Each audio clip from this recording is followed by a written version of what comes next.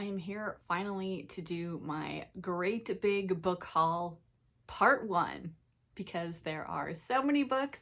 I have to do this in two parts.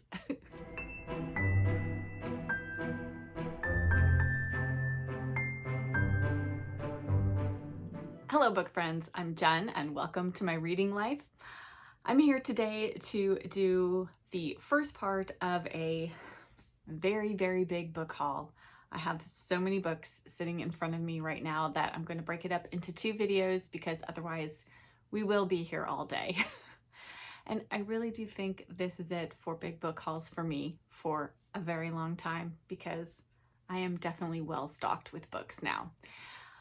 I grabbed a cup of tea because I have a feeling my throat is probably going to need it. So I'm going to take a little sip and then we will just dive right in. The first part of the book haul is from books that I got when I went to a local secondhand bookstore that's near my house, and this is only the second time I've ever been in there, and it is fantastic. It's one of those bookstores where you definitely have to kind of dig around. There's boxes stacked everywhere, and just it's not the most organized bookstore, but it's really fun to look through. And I did a little short sharing my adventures there from last week, and now you get to see what I got because I teased that I was going to share that, and I am going to share it now. All right, so the first two books that I got were books from the Mrs. Paulifax mystery series, which I have become a huge fan of from just reading the first book. So this is A Palm for Mrs. Paulifax and Mrs. Paulifax on Safari. And I think I wrote, this one is number 4 in the series and this one is number 5. So they had a whole bunch of Dorothy Gilman books at the bookstore, but I just picked these two because I have books 1, 2, and 3, and I thought I would get the next two in the series to have because I'm very much looking forward to getting to them, and I'm actually going to buddy read one of them with Miriam from Miriam Elizabeth Reads at the end of May, beginning of June. We're going to read book 2 together, so I'm very excited for that. Next up, I found a big stack of some middle grade books that had a wonderful children's section there, and I found some things that I have really been wanting to read, and I'm excited to have them on my shelf. First up is The Treasure of Green Knowe by L.M. Boston. I listened to the first book, The Children of Green Knowe, during middle grade March, and I knew I wanted to continue on with the series, so it was so lovely to find this copy, which is in beautiful condition, so I'm very excited. And the next book I found was In the Year of the Boar and Jackie Robinson by Bet Bowlord, Bet or Betty, I'm not sure. I heard about this book on Heather's channel. She's at Water Bear Reads, and she was talking about spring books and middle grade books, and she really recommended this. And then when I saw it in the store, I knew I had to get it. So I'm excited to read this one, and I think I'm going to read it in the summertime. And then next up is Farmer Boy by Laura Ingalls Wilder. I got this because I'm reading through the Little House series, and this was one I didn't have from the books that I had found at a garage sale a few years ago. So I'm excited to have this one as well. And I think I can just read this one out of order. I believe it's technically book 2 in the series, but I don't think it matters when I read this one. So I probably won't read it next. I'm going to read On the Shores of Silver Lake, but maybe I'll get to this one this summer. And then the next 3 books I found are part of this, it's called the Dover Evergreen Classics series. And these editions are just really kind of neat looking. So I found Rebecca of Sunnybrook Farm, and then I found Daddy Longlegs, and then I found What Katie Did. So yeah, I really like these. They're in pristine condition. And I do have another copy of Daddy Longlegs already, but it's a very small mass market paperback with very tiny print in it. And my 50-year-old eyes I think will like this size better to read from. So I will probably still keep that other edition because I really like the look of it, but I was excited to get this one to read from. So yes, a few little middle grade classics. I've read Daddy Longlegs, but I have not read either of these two, and I am really excited to have them in my collection. And then next up, this is kind of a fun little book. I don't think I've ever heard of this before until I saw it in the store, and that is The Life and Times of Hercule Poirot by Anne Hart. It says a lively, fictionalized biography of Agatha Christie's most famous detective. So it says the unrivaled star of detective fiction, Agatha Christie's inimitable Hercule Poirot. From his flamboyant mustache to his trademark cane, Poirot has captivated millions of readers as they match wits with the master. This affectionate biography provides a rare chance to meet Poirot up close, his eccentricities, his passions, and the workings of his most famous cases across 5 tumultuous decades. Filled with marvelous details and little-known facts, The Life and Times of Hercule Poirot is a must for every Christie fan. And apparently she's also written one for Miss Marple as well. So it would be fun to find that and have both of them in my collection if I can at some point. So I think this will be just a fun little read. And I love Poirot. Next is the continuation of my adoration that I'm having for E.B. White this year, and that is The Second Tree from the Corner. And this is just a collection of like essays, and this was first published in 1954. It's a delightful collection of E.B. White's early work comprising stories, poems, sketches, parodies, essays, and comments on the past, present, and future, the city and the country. Yes, very excited to read this one. I remember my mom having a copy of this on our bookshelf when I was growing up, and I would always look at the books because the bookshelves were right next to our recliner chair that sat in front of our television, and so oftentimes I would find myself just daydreaming about the titles of the books on our shelves rather than paying attention to what was on TV. Next is another book I've never heard of by an author that I am having a bit of a love affair with right now as well, and that is A Motor Flight Through France by Edith Wharton. And this is a nonfiction about Edith Wharton. It says she set out in the newly invented motor car to explore the cities and countryside of France. It was originally published in 1908. And this combines her power of her prose with her love for travel and her affinity for France in this compelling travelogue.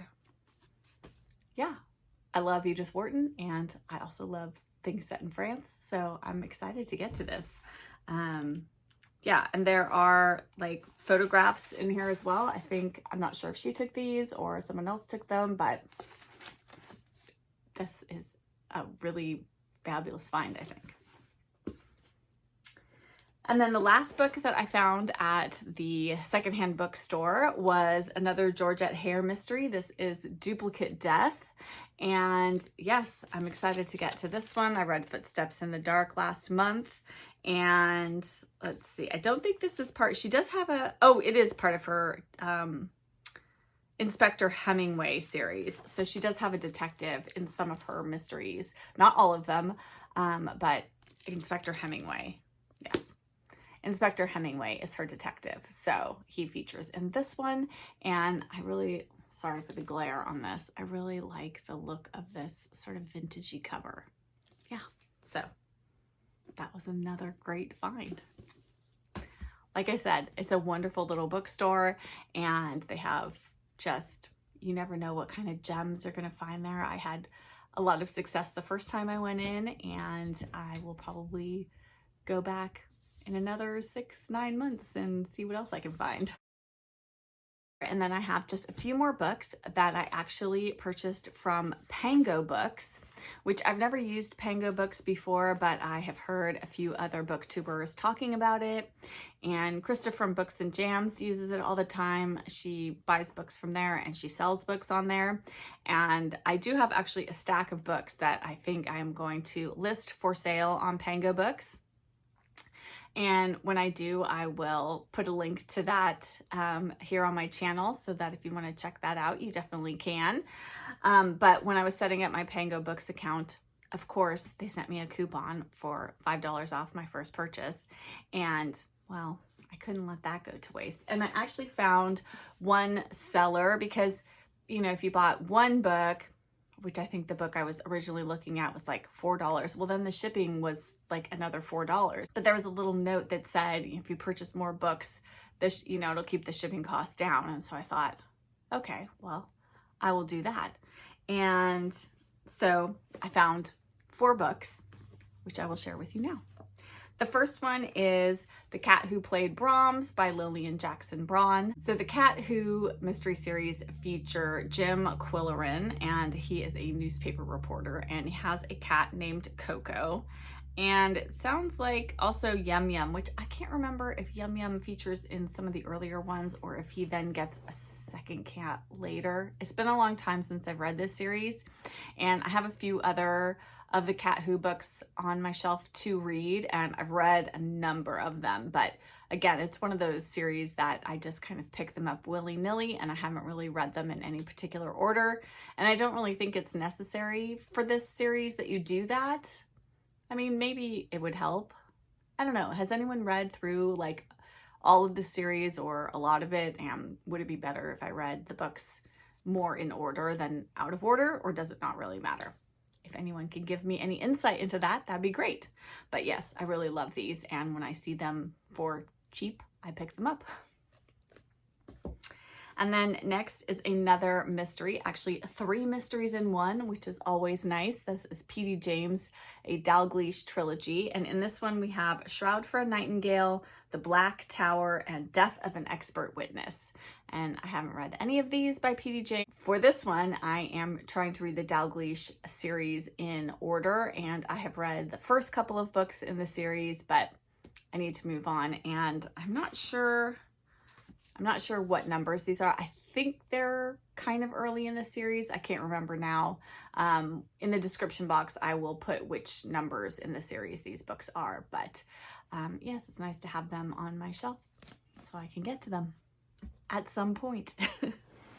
And then next was the book that I actually originally found on Pango Books that I really wanted, and then got me looking at the other books that this got me looking at the other books this shop had for sale, and that was The Corner Shop by Elizabeth Cadell. I read another Elizabeth Cadell book for my book club in March. The story was a little hit or miss, parts of it, but Elizabeth Cadell's writing was so wonderful, and I knew I wanted to read more by her, and I've heard The Corner Shop is really good, so I picked this one up. And it says, Lucille Abbey runs her secretarial agency with the utmost efficiency. Thus, when a certain Professor Hallam rejects 3 of her candidates, she goes to interview him herself. She finds him as impossible as her secretaries had declared him to be, but to Lucille, this is a challenge and an excuse to delay a trying holiday in Paris. How can a holiday in Paris be trying? She grows fond of him, but the atmosphere is disturbed first by the arrival of a French art expert in search of some missing paintings belonging to the professor, and then by a hysterical girl in search of a runaway fiancé. The mystery is still unsolved when Lucille goes to a shop in Paris belonging to her aunt.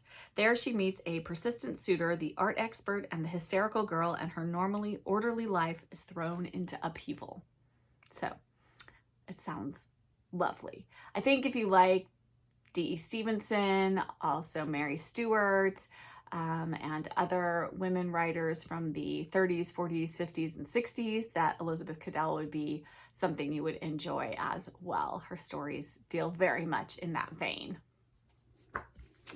And then the last book I found, which is a lovely, I think this is a Reader's Digest edition, but this is Goodbye, Mr. Chips and Other Stories by James Hilton. I love stories about schools and teachers, and I have mentioned that before, so I have never read Goodbye, Mr. Chips, and I've heard wonderful things about it, so I was very excited to find this really beautiful, I don't even think this has been read before, edition. And yes, it's got some photos in it, or some I guess, illustrations. Yes, I think this is supposed to be Mr. Chips. Anyway, I'm really looking forward to this. Okay, that was the first part of my book haul. That didn't take as long as I thought it was going to. I got through that pretty lickety-split. If there's anything on here that you've read and loved, please let me know. Or if anything sounds particularly good to you, I'd love to know that as well. And as always, if you could give this video a like and hit that subscribe button if you're not already subscribed. Likes and subscribes really, really help my channel.